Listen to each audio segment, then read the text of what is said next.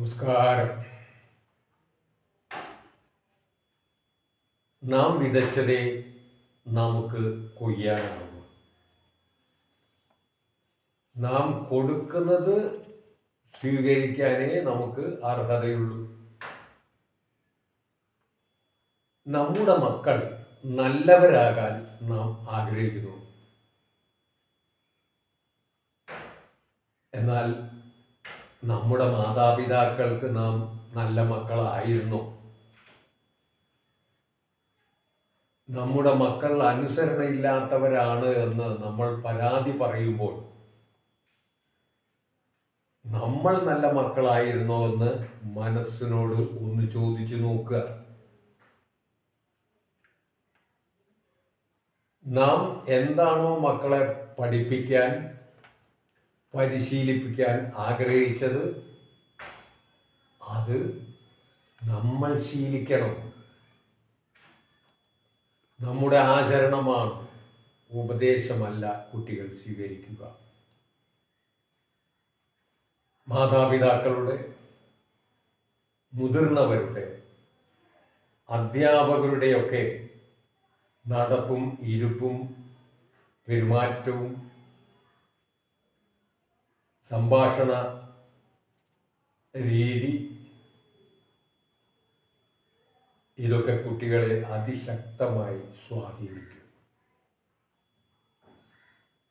അതുകൊണ്ട് നാം കുട്ടികളെ ഉപദേശിക്കുകയല്ല വേണ്ടത്, നല്ല മാതൃകയാവുകയാണ് വേണ്ടത്. പൂർവജന്മത്തിൽ വാങ്ങിയ കടം തിരിച്ചു കിട്ടാത്തതിനാൽ ആ കടം വാങ്ങിയവരുടെ മക്കളായി പിറന്ന് അത് തിരിച്ചു വാങ്ങി സ്ഥലം വിടുന്നു. ആ കടം തിരിച്ചു വാങ്ങി സ്ഥലം വിടുന്നു. അതാണ് മക്കൾ. അപ്പോഴാണ് മാതാപിതാക്കൾ പറയുക, ആറ്റുനോറ്റിരുന്ന് കിട്ടിയതാ, വിറ്റുപെറുക്കി പഠിപ്പിച്ചതാ, ഇപ്പോൾ തിരിഞ്ഞു നോക്കുന്നില്ല.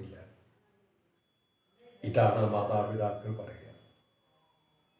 ഇനി വേറൊരു കൂട്ടർ പൂർവജന്മത്തിൽ ഉണ്ടായ കടം തീർക്കാൻ കഴിയാത്തത് മൂലം ഈ ജന്മം മക്കളായി പിറന്ന് വളർന്ന് വലുതായി മാതാപിതാക്കളെ സ്നേഹിച്ച് പരിരക്ഷിച്ച് ജീവിതം നയിക്കുന്നു.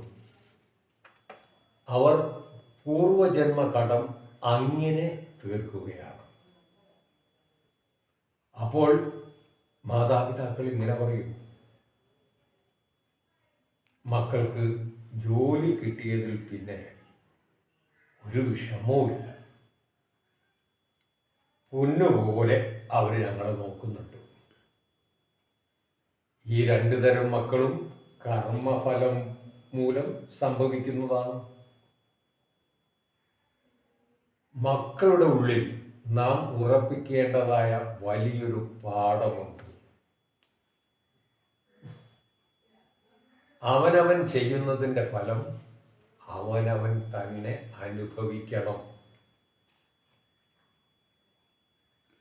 ഈ ശാശ്വതമായ നിയമം മക്കളുടെ ഉള്ളിൽ ഉറപ്പിച്ചാൽ അത് വലിയൊരു നേട്ടമാണ്. സ്വന്തം സുരക്ഷിതത്തെ കരുതിയെങ്കിലും അവർ തെറ്റുകൾ ചെയ്യില്ല.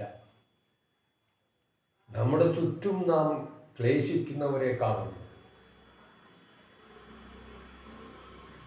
ആ ദുരിതങ്ങൾക്കും ദുരന്തത്തിനും കാരണം അവരവർ തന്നെയാണ്. ഉദാഹരണത്തിന്, ഇപ്പോൾ മദ്യപാനിക്കും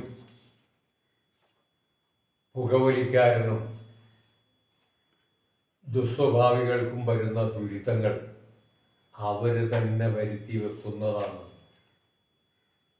ആലോചിച്ച് നോക്കി, എത്ര പറഞ്ഞാലും ആ കാലത്ത് അത് കേൾക്കില്ലല്ലോ. ദുഷ്കർമ്മങ്ങൾ ചെയ്തുകൊണ്ടിരിക്കുമ്പോൾ അത് നമ്മുടെ കുട്ടികളെ ബോധ്യപ്പെടുത്തണം. അതുപോലെ തന്നെ ഒരു നന്മ ചെയ്യാൻ, ആരാണോ നന്മ ചെയ്തത് അത് നൂറിരട്ടിയായി തിരിച്ചു കിട്ടുമെന്നും അവർക്ക് പറഞ്ഞു കൊടുക്കണം. അങ്ങനെ വേണം അവരെ നല്ല ചിന്തകളെ വളർത്തിയെടുക്കാൻ. ജീവിതം മുന്നോട്ട് നയിക്കാനുള്ള സ്നേഹവും വിശ്വാസവും ധൈര്യവും ഒക്കെയാണ് രക്ഷിതാക്കൾ കുട്ടികൾക്ക് നൽകേണ്ടത്.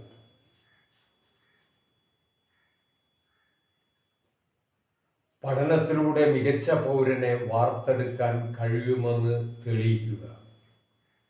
ലോകത്തിന് വേണ്ടത് ഉപദ്രവകാരികളെയല്ല, വെറുതെ കിട്ടുന്ന 100 രൂപയേക്കാൾ മൂല്യം അധ്വാനിച്ച് നേടുന്ന 10 രൂപയ്ക്കുണ്ടെന്ന് കുട്ടികളെ അറിയിക്കണം.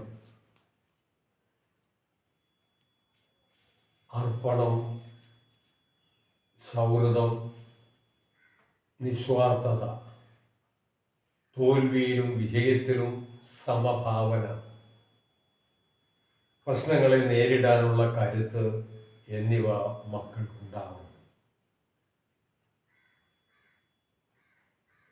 നമ്മുടെ കുട്ടികൾക്ക് ആധുനിക വിദ്യാഭ്യാസത്തോടൊപ്പം സംസ്കാരം കൂടി പകർന്നു നൽകാൻ നമ്മൾ തയ്യാറായില്ലെങ്കിൽ രാമന് പകരം രാവണനെയായിരിക്കും നമ്മൾ വളർത്തിയെടുക്കുന്നത്. പണ്ട് 30 വയസ്സുകാരന് പോലും അറിയാത്ത കാര്യങ്ങൾ ഇന്ന് കൊച്ചുകുട്ടികൾക്ക് കൂടി അറിയാം. കൊച്ചുകുട്ടികൾ മുതിർന്നവരെ പോലെ സംസാരിക്കുകയും പെരുമാറുകയും ചെയ്യുന്നു. അവർ കാട്ടിക്കൂട്ടുന്ന വെറുതികളെ തെറ്റും ശരിയും ചൂണ്ടിക്കാണിക്കാതെ മാതാപിതാക്കൾ അവരുടെ ചെയ്തികളെ പ്രോത്സാഹിപ്പിച്ചുകൊണ്ടിരിക്കുന്നു. കുട്ടികൾ തെറ്റിലേക്ക് തെന്നി വീഴുന്നത് മനസ്സിലാക്കാൻ മാതാപിതാക്കൾക്ക് കഴിയുന്നില്ല. കുട്ടികൾ മുതിർന്നവരോട് അനാദരവോടെ പെരുമാറുന്നതും കർത്തവ്യബോധമില്ലാതെ വളരുന്നതും മാതാപിതാക്കളുടെ അശ്രദ്ധ കൊണ്ടാണ് എന്ന് ഒരു മാതാപിതാക്കളും മനസ്സിലാക്കുന്നതല്ല. മാനസിക സമ്മർദ്ദങ്ങൾ കൊണ്ട് ആത്മഹത്യക്ക് തുനിയുന്നതും ഒളിച്ചോടാൻ ശ്രമിക്കുന്നതും ഇന്നത്തെ തലമുറയുടെ വലിയ മാറ്റങ്ങളാണ്. പരിഹാരം തേടണം. കുട്ടികളുടെ പ്രശ്നങ്ങൾ മനസ്സിലാക്കണം. നമ്മുടെ കുട്ടികളെ നല്ലൊരു സുഹൃത്തിനെ പോലെ അവരെ നമ്മോട് ചേർത്ത് പിടിക്കുക. അങ്ങനെ സുഹൃത്തിനെ പോലെ ചേർത്ത് പിടിക്കുമ്പോൾ എല്ലാ മക്കൾ നമ്മളോട് തുറന്നു പറയും. അത് കേൾക്കാൻ ചെവി വെച്ച് കൊടുക്കണം. അങ്ങനെയുള്ള കുട്ടികളിൽ നന്മയുണ്ടാകും. അങ്ങനെയല്ലേ വേണ്ടത് എന്ന് വെറുതെ ഒന്ന് ആലോചിക്കാം.